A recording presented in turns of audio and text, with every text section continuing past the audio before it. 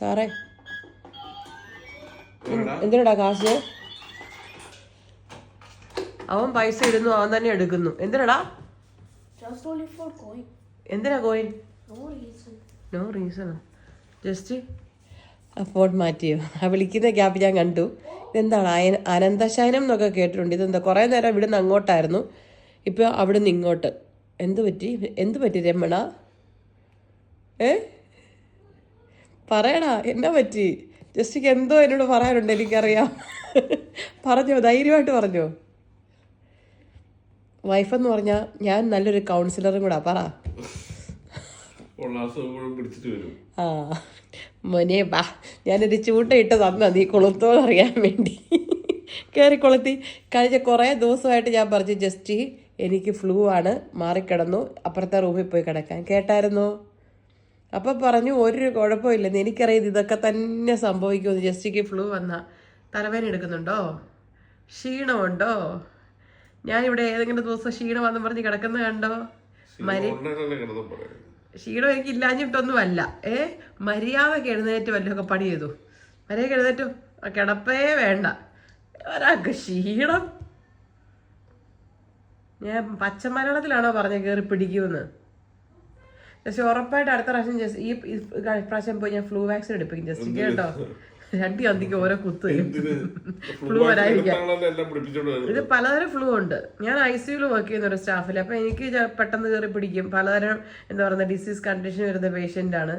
അത് നിങ്ങൾക്ക് കിട്ടാതിരിക്കാനാണ് വേറെ മാറി കിടക്കാൻ പറയുന്നത്. നല്ല ക്ഷീണമാണെങ്കിൽ എനിക്ക് മേല ഒരു കുഞ്ഞൊരു ജലദോഷം വന്നതേ ഉള്ളേ. ഓടിക്കണം, ഞാൻ ഓടിക്കും ചേട്ടാ. ഇപ്പൊ ജസ്റ്റ് എന്നാ പോയി കിടന്നോളാൻ പറയണ ഹാപ്പി. ഇപ്പോഴല്ലേ കടപ്പ് കഴിഞ്ഞ് എഴുന്നേറ്റ് വന്നേ. മതിക്കണം എൻ്റെ പൊന്നെ.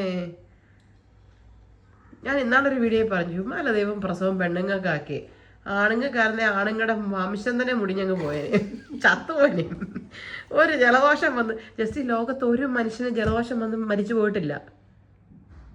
എൻ്റെ പൊന്നളിയോ, പലതിനെയും കണ്ടിട്ടുണ്ട്. പിടിച്ചോ? ഇതൊക്കെ പിടിച്ചു കഴിഞ്ഞു. ടാബ്ലറ്റ് എടുത്തോ? ഹോസ്പിറ്റലിൽ കൊണ്ടുപോകണോ? മര്യാദക്ക് എഴുന്നേറ്റ് ഇവിടെ ഇരുന്നു. ക്ഷീണം എന്നൊരു വാക്ക് കേട്ടോ, ഷാ കൂട്ടി ഒരക്ഷരം വേണം മിണ്ടാൻ പറ്റത്തില്ല. ഞാൻ അപ്പോഴേ പറഞ്ഞു, ഈ പ്രാവശ്യം ജസ്റ്റിക്ക് ഫ്ലൂ ജസ്റ്റ് മനഃപൂർവ്വം പിടിപ്പിച്ചതാണ്.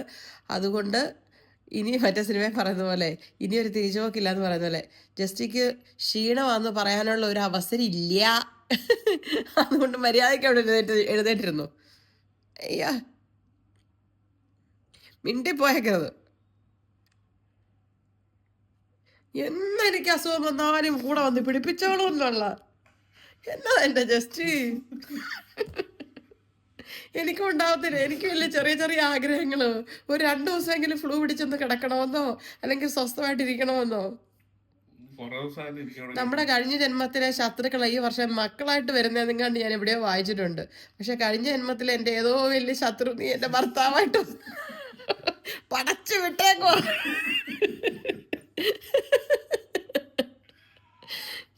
എൻ്റെ ദൈവമേ, പലതിനെ ഞാൻ കണ്ടിട്ടുണ്ട്.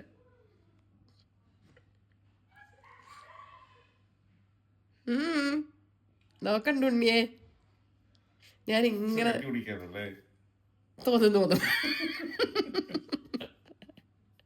വല്ല പേപ്പറിലും കഞ്ഞിയെന്ന് എഴുതി കുടിച്ചോ. ഞാൻ ചോറും കറിയൊക്കെ ഉണ്ടാക്കി വെച്ചിട്ടുണ്ട്. ശരിക്കും കഞ്ഞി വേണോ? കാര്യമായിട്ട് പറഞ്ഞാണോ? എന്നാ ഉണ്ടാക്കി തരാം. പയർ വെള്ളത്തിൽ ഇട്ടിട്ടുണ്ട് നാളത്തേന്. അതിപ്പോൾ കഞ്ഞിയാക്കിയാൽ പോരെ?